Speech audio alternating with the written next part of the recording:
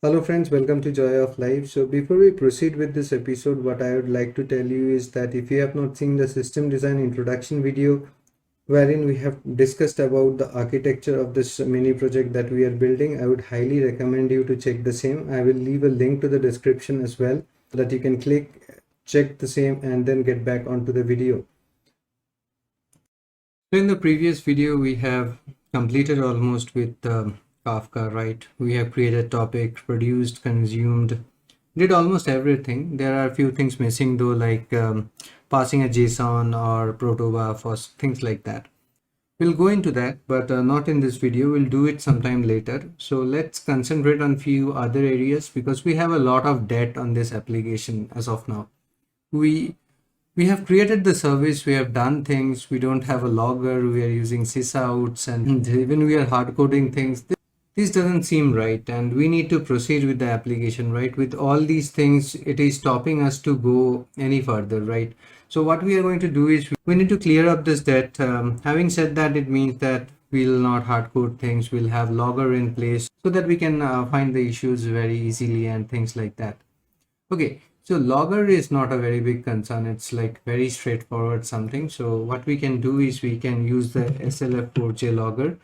So you can just put logger, this one, and you can get it from the logger factory directly, right? You can just say a get logger and you can pass the class over here. So I need an instance of this class, and let this be private static because and final as well, we don't care. And let's do this, let's get rid of this sysout, and what we'll do is we are going to do a log.info.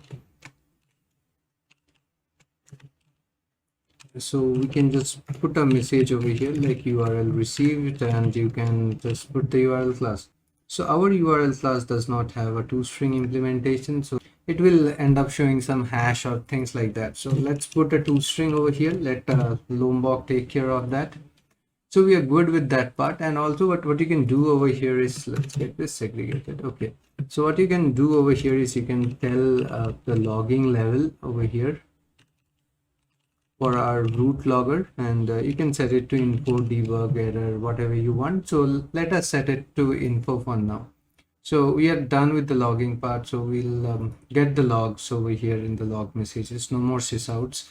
And the second thing is that we need to figure out how we take care of this hard coding over here, right? So one thing that we can do over here is we can send the request and we can get the body, we can see what is there and things like that.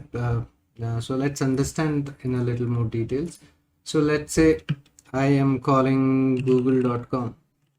Okay, so what I do is I do a get on this, and what I end up getting is something pretty big, as you see over here, that we have the entire HTML of it, right? Pretty big, right? Pretty big. So let's try for Wikipedia. So these are going to be very huge responses, and parsing them and getting the content type out of it is even more bad, right? So you can see over here that we have a 2683 lines of HTML files over here.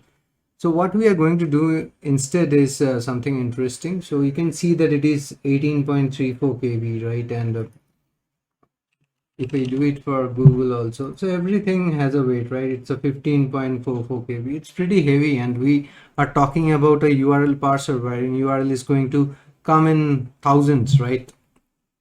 So what we are going to do is, instead of this get method, what we'll do is we'll put a head method. So head will give us the information just, right? So you can see that it drastically came down to 543 bytes, right? And if you remember, this was in kilobytes, right? So the difference is huge. It was KB, right? So let me just duplicate this and show you the difference. Okay, and here I'm doing a head, and it's like so many times lesser, right? So many times lesser, because we don't have any content. So what are we going to do with this? So if you look at the header, you get the content type for this URL. So as you can see over here that we have the content type, right? And that's what we are interested in. So over here also you will have the same, but you'll have the body as well, and we are not interested in the body, right? So we are going to simplify things, and we need to see how these guys respond over a PDF or things like that, or an image. Here I have opened up some 4K images, right? It's pretty big in size.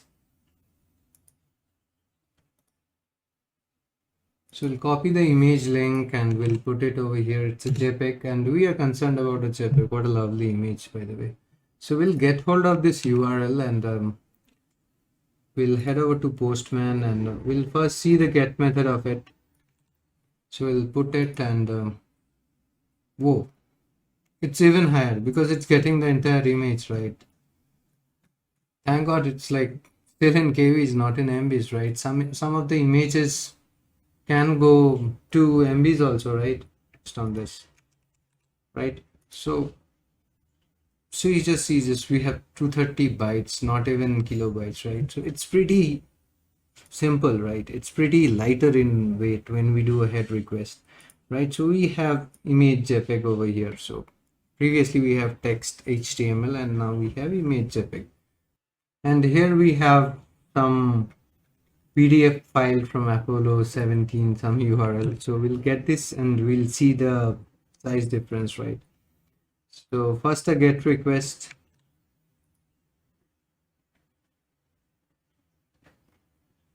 So you can see that it's still going on. So you can see that it's going on, and it's about 19 MB. And to get 19 MB for each URL, it makes no sense, right?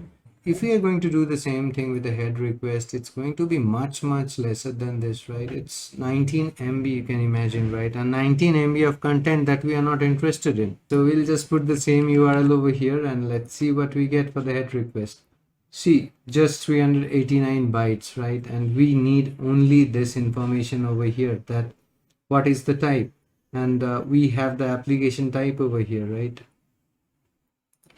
So application PDF is that we are interested in, and nothing else, right?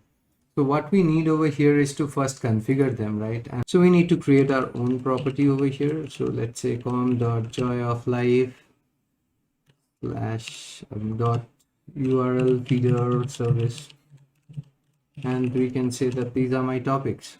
Okay, and we have 3 topics, and we wanted to consume these topics as a map, right?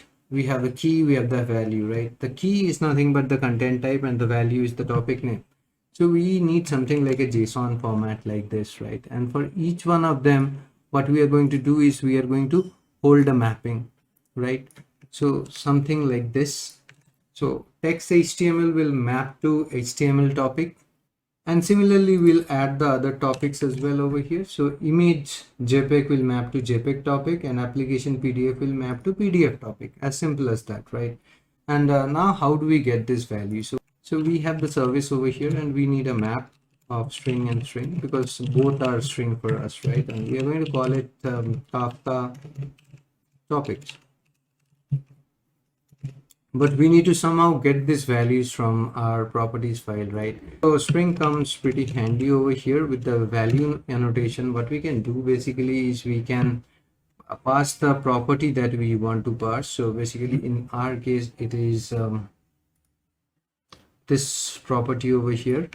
So we are going to use a dollar notation and put it into the value. So we need to specify the value like this. Oops, right? And now we have this value, and we need to have this parsed also. So we are going to use this. So if you are not aware what is this, please go ahead and check on the Spring documentation. You will get much more details about it. We will create a method get topic by path, wherein we'll send the path from this method over here, and we'll return optional. So we'll follow the Java 8 standard. We'll try to avoid null. So optional means that the return type could be there. So as you understand, there is a network connection involved, right? We are making a connection to the URL, right? It might happen that URL is not available. The server of that machine is down, some problem in my machine. There are so many things, and that's why it could throw a IO exception. And so we have added the same over here. So what we are going to do next over here is we are going to open a URL connection with the path that we have received. So we'll have a URL object and we'll open the connection, and what we need is a HTTP URL connection over here, right? So let's call it connection, and let's open the connection, right? So this will return a URL connection, right? So we need to change this typecast to HTTP URL connection, and then we need to do the connection.connect, and before we connect we need to ensure that we have set the method, right? So request method should be head for us, right? So we have to make sure that we are setting this before we are doing a connect. Okay, so now this connection, once established or not, will get the content type, and let's call it a string raw content type. Okay, so why I'm doing this raw content type and all, because if you remember what has happened for this guy over here who is a HTML, we are getting text HTML followed by some other things, right? The char set and all that, right? So what we are going to do is we are going to first log what we have received. So we don't want to compromise that logging part. And once we have done it, so URL will be replaced with path and content type will be replaced with raw content type, those all fine. And then we are just going to have a variable called content type, and which is nothing but what we'll do is we have the raw content type, and we are going to split based on the semicolon and take the first index. That is basically the key to our map as well, right? So we are going to log that as well. Okay, the next thing is we need to see that we might get a content type for PNG and all those things, for which we are not doing, right? So we are going to go ahead and check that if I have this key called content type or not, right? In case if I don't have it, then I can't do much about it. So I have to return an optional.empty in that case. Okay, it's as good as null, but it's much better than null, I'll say. And if it is there, then I'll return a optional of whatever I'll get from the map. So basically I'll do a Kafka topics.get of content type, right? So yep, this looks absolutely perfect, right? We'll check it anyways, not to worry about those things. Okay, now coming back to the save method, what I'll do is first I'll put a try catch around it, otherwise it'll start screaming. And if there is an exception, right now we can't do much about it, so we are just going to gracefully log it and move ahead. Later we'll see what we can do and things like that. Okay, so I don't have a logger and I kept on doing log, right? Okay, not a problem. So what we are going to do is we are just going to go ahead and create a logger.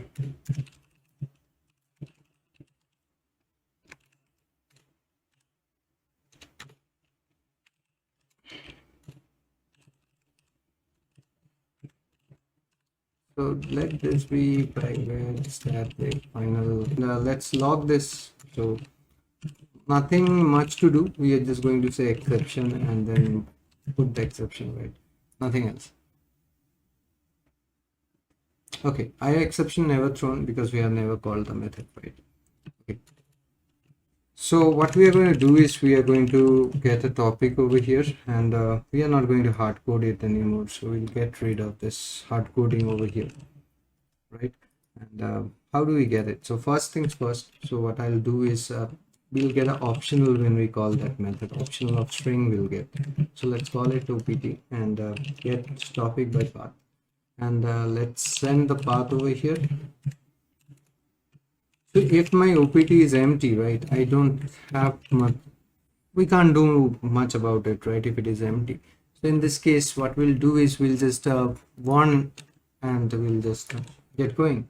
So content type not found, and we'll move on.